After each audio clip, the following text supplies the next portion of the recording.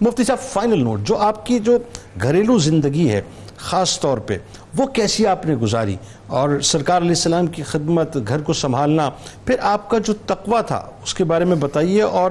ایک اور بات، جو جب آپ نے پردہ فرمایا تو پردہ فرماتے وقت وہ جو سرکار علیہ السلام نے، چونکہ ظاہر ہے اللہ کی عطا سے ہمارے نبی تو غیب کی خبریں دینے والے ہیں نا، تو یہ غیب کی خبر جو ہے مقام صرف کی آپ نے عطا فرمائی تھی، وہ ذرا بتائیے۔ یہ تقویٰ اور پرہیزگاری کا جو معاملہ ہے وہ کمال ایمان کا مظہر ہے جی۔ ایمان ایک قلبی کیفیت کا نام ہے اور اس کا اظہار عمل کے ذریعے سے ہوتا ہے، تو جس قدر خارج میں عمل زیادہ نظر آئے گا وہ اس بات کی دلیل ہوگا کہ دل میں کچھ ہے۔ اور اس ایمان کی، جیسا کہ فرمایا کہ اس ایمان کی جو ہے وضاحت اور بیان تو رحمت دو عالم صلی اللہ علیہ وسلم کی زبان سے ہو گیا کہ یہ مومن بہنیں، یہ بہنیں جو ہے آپس میں مومنہ بہنیں ہیں بالکل، اور اس میں سب سے پہلے حضرت سیدہ میمونہ رضی اللہ تعالی عنہا کا اسم مبارک حضور علیہ السلام نے ذکر کیا، تو یہاں پر ایمان کے کمال کی سند رحمت دو عالم صلی اللہ علیہ وسلم کی زبان اقدس سے حاصل ہوئی۔ تو جب کمال ایمان کی سند اللہ کے پیارے حبیب سے حاصل ہو گئی تو اس کا مطلب یہ کہ عملی اعتبار سے اس یقین اور کمال ایمان کا کمال درجے میں اظہار ہونا لازم تھا۔ اسی طرح سے جیسا کہ عائشہ صدیقہ رضی اللہ تعالی عنہا کی روایت کے تقویٰ اور پرہیزگاری خدا خوفی میں اور صلہ رحمی میں یہ ممیز اور ممتاز مقام کی حامل تھی، تو اس کا مطلب یہ کہ خوف خدا جو ہے وہ اس بات کی دلیل ہے کہ دل میں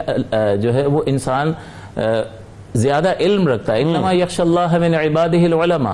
کہ اللہ کے بندوں میں اس سے علم والے ہی ڈرتے ہیں۔ تو اس کا مطلب یہ کہ اگر خشیت آپ کو نظر آ رہی ہے تو اس کا مطلب ہے کہ علم میں کمال حاصل ہے، اور علم میں کمال کا بیان جو ہے عائشہ صدیقہ فرما رہی ہے، جن کے بارے میں رحمت کونین صلی اللہ علیہ وسلم نے فرمایا کہ دین کا تہائی حصہ حمیرہ سے حاصل، اللہ ان حمیرہ سے حاصل، پیار سے فرمایا جی، جو خود جو ہے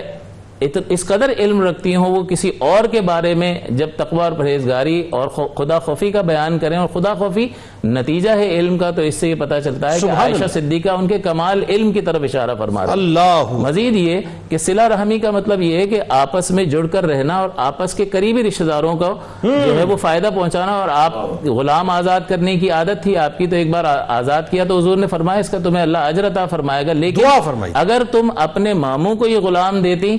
تو اس کا تمہیں دوہرا اجر حاصل ہوتا۔ بس یہ حضور کی تعلیم تھی، اس کو لے لیا، اور اس کا سبب یہ ہے کہ اس میں بندے کے لیے آزمائش ہوتی ہے کہ بعض اوقات قریب رہنے والوں کے ساتھ جو ہے ناچاکی وغیرہ ہوتی ہے، تو یہاں اللہ دو طرح سے آزماتا ہے کہ اللہ کی رضا کے لیے مال بھی خرچ کرو اور اس کو دو جو تمہارے قریب ہے، چاہے تمہارا دل چاہے نہ چاہے، اس لیے کہ تم اللہ کی رضا کے لیے خرچ کر رہے ہو۔ تو اس صلہ رحمی میں اس طرح کی آزمائش، جہاں تک تعلق ہے کہ گھریلو معاملات میں آپ نے جو گھر کے کام کاج وغیرہ اپنی ذمہ داری سمجھ کر ادا کیے، اور آپ کے بھانجے جو ہے ابن الاسم، یہ آپ کے بھانجے ہیں رحمۃ اللہ علیہ، انہوں نے روایت کی کہ آپ کی خصوصیت یہ تھی کہ گھر کے سارے کام خود کرنا، مسواک کی کثرت جیسا کہ حضرت نے بیان کیا، اور نماز کا خوب اہتمام فرماتے۔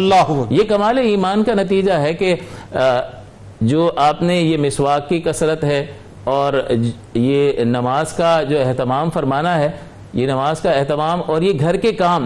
کے کام جو ہے انسان کے اندر عاجزی پیدا کرتا ہے، بالکل ٹھیک ہے، اور یہ عاجزی جو ہے انسان کے باطن کو پاک اور ستھرا کر دیتی ہے۔ جس طرح سے اللہ تعالیٰ نے ظاہری معاملات کی طہارت کا حکم دیا اور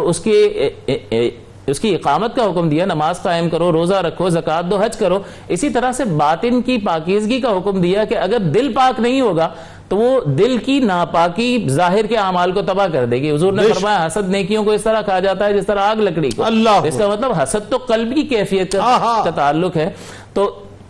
گھریلو کام کرنا عاجزی اور انکساری پر دلیل ہے۔ ٹھیک ہے۔